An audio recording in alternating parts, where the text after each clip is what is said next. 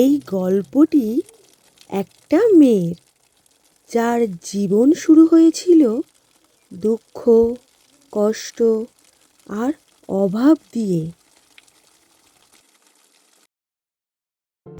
মেয়েটির মা লোকের বাড়িতে দুবেলা কাজ করে এসে নিজেদের জীবন চালাতো।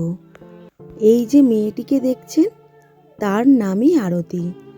আর তার মা লোকের বাড়িতে কাজ করে তাদের সংসারটাকে চালাতো। আরতি, পড়াশোনা আর কতদিন? সংসার চালানোটা তো বড় কঠিন হয়ে দাঁড়াচ্ছে আমার পক্ষে, আর সম্ভব হচ্ছে না।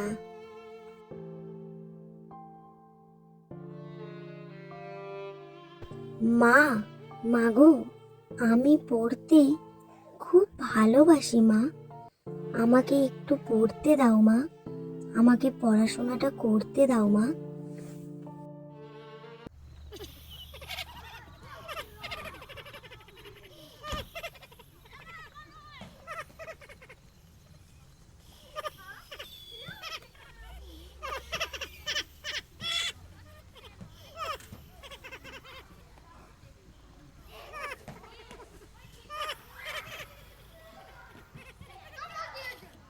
এই গরিব মেয়ের আবার বড় হওয়ার স্বপ্ন কত। মানুষের কথায় আরতির মন ভাঙলেও স্বপ্ন ভাঙেনি কখনোই।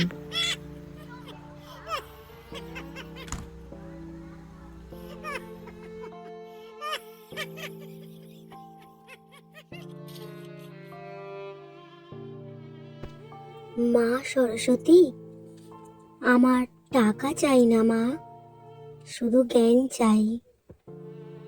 তুমি এইটুখানি আমাকে দিও মা, আমাকে জ্ঞান দিও, বুদ্ধি দিও। টাকা আমার চাই না মা। কথায় আছে না, নিঃস্বার্থভাবে কিছু চাইলে ভগবান কখনোই ফেরায় না। বিশ্বাস আর পরিশ্রম কখনো খালি যায় না কারোর। ঠিক তেমনই আরতিকে দুহাত ভরে আশীর্বাদ করল মা সরস্বতী।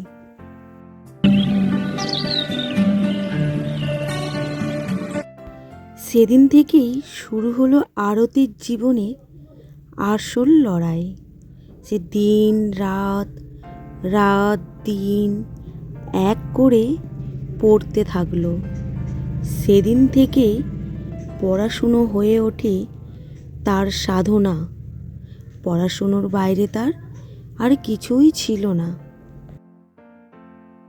আরতির জীবনের সাফল্যের প্রথম ধাপ স্কুলের ফলাফলের বোর্ড, আর আরতির নাম সবার প্রথমেই। এই মেয়েটা একদিন অনেক দূরে যাবে।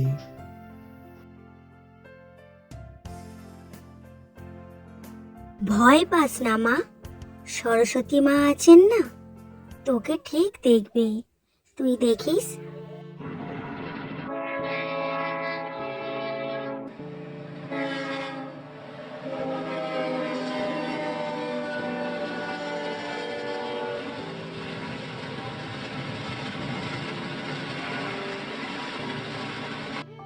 আরতি শহরে পৌঁছিয়ে একটা ভালো কলেজে ভর্তি হলো। সেখানে যদিও বা তাকে মানাতো না, তবুও সে ভেঙে পড়েনি। আরতির দুঃখের জীবন বদলে গেল সাফল্যের গল্পে।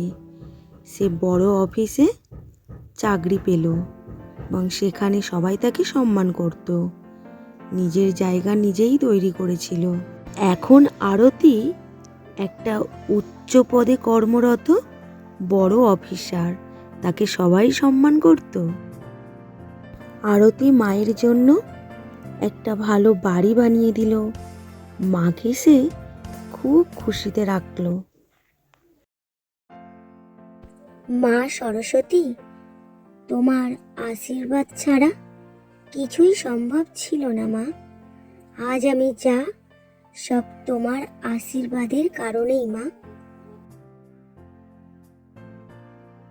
বিশ্বাস, পরিশ্রম আর ঈশ্বরের আশীর্বাদ, এই তিনই বদলে যায় সকলের জীবন।